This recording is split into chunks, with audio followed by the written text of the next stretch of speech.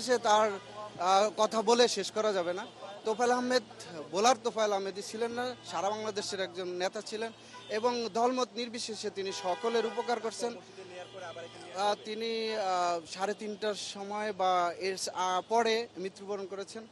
এখন তাকে তাকওয়া মসজিদে নিয়ে যাওয়া হয়েছে, সেখানে তার গোসল করানো হবে এবং বাদ মাগরিব তার সেখানে জানাজা অনুষ্ঠিত হবে। যদি কোনো ভক্ত বা তার কান্ডারি থেকে থাকেন, তারা সবাই সেখানে এসে নামাজে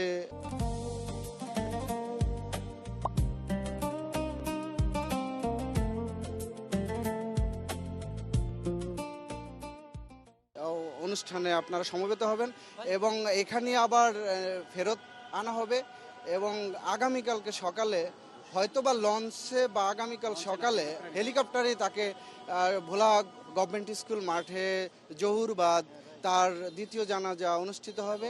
সেখান থেকে তাকে নেওয়া হবে কোরালিয়া গ্রাম, দক্ষিণ দিগুলদি, তার গ্রামের বাড়ির তার মায়ের পাশেই তাকে দাফন করা হবে। এটা আমরা জানি, তবে এর মধ্যে অন্য কিছু হতে পারে।